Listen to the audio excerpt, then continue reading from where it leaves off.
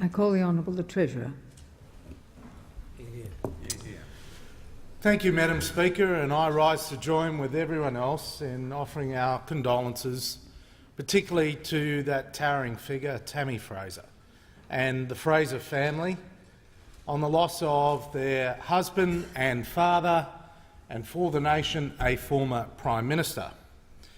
Yes, Malcolm Fraser was a towering figure in many, many ways. Nearly 60 years ago, in this place, he delivered his first speech, and the values that he espoused in his maiden speech were relatively consistent throughout his life. In fact, he was quite prescient. He said at that time Australia had a population of 9 million, and he said, "I hope and expect that I'll live to the day when Australia has a population of 25 million." And he almost got there, but unquestionably he did get there in 1975. And there's been a lot of retrospection in the debate about Malcolm Fraser and indeed Gough Whitlam in 1975. It was a different era to that which many would like to think about. It was a different era where the world was divided into two. You were either a fan of skyhooks or a fan of sherbet. You're either a Manly supporter or a West supporter. You're either Liberal or Labor. You're either Holden or Ford. The divisions in the community were pretty stark, as it was in the environment of the Cold War. It was stark division in the community. And Malcolm Fraser did ride that division. He did ride that division in order to obtain power. And he was a fierce advocate. Now, as a very young boy, I remember our teacher rushing into the classroom on the 11th of November 1975, yelling out, "The government's been sacked." And I thought to myself, I don't know what that means. But it was the beginning of an era of incredible division. And Malcolm Fraser knew that. And unquestionably, it shaped the way he thought he should behave into the future. There's no doubt about that. He was the right man at the right time for our nation. He knew he was not perfect. Of course, no Prime Minister is. No successful member of this place will ever be perfect. They will have flaws and they will make mistakes.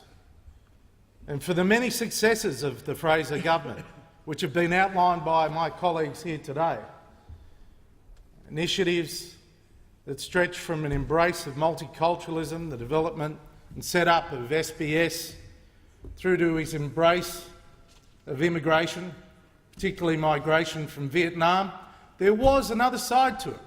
There was a guilt in the nation associated with developments in Vietnam that had an impact on the Fraser government at that time, as there was concern for the Christians in Lebanon that gave him cause to bring in a very significant influx of migrants from Lebanon at that time. And it was quite dislocating in the community, as many members over there would know. But also, it was a time when he endeavoured to provide stability and certainty. He was not a traditional Liberal Prime Minister in one sense, but he was a traditional Liberal. He was a fierce critic, and he was tougher on no one more than himself. He was someone who was not afraid to espouse values that would be contrary to the common view. On many occasions, Malcolm Fraser would take a stand when it was uncommon and unpopular to do so. And yes, he took very moralistic and appropriate and rightful stands on racism, on bigotry. He also took a very firm stand on issues relating to foreign investment and on the management of the public service. In fact, he, in 1975, was so concerned about the overwhelming power of the Treasury that he set up a rival agency, the Department of Finance. In fact, his economic legacy is not properly recognised, In the 8 years that he was Prime Minister, the economy grew in size by nearly 20%. And of course, he was the great initiator, and we will be forever thankful. He was the great initiator of the Expenditure Review Committee. And that committee has endured, much to the chagrin of my colleagues, but it has endured, and it is one of his many lasting legacies.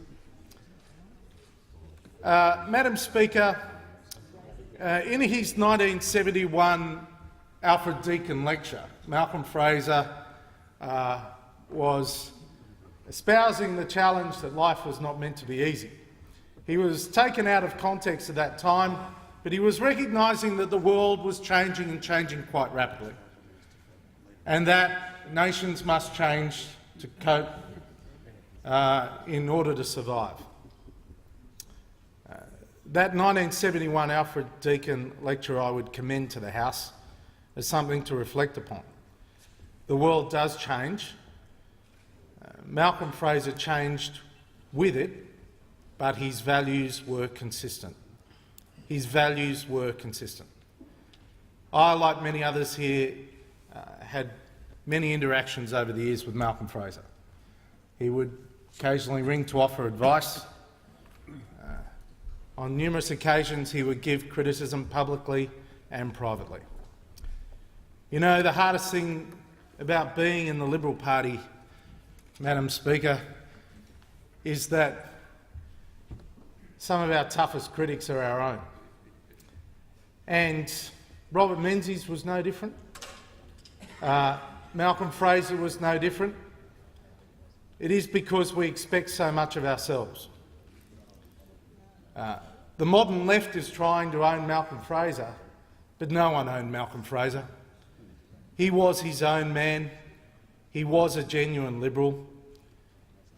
He was of the Liberal Party, and forever, no matter what happened in later years, he will remain a part of the Liberal Party.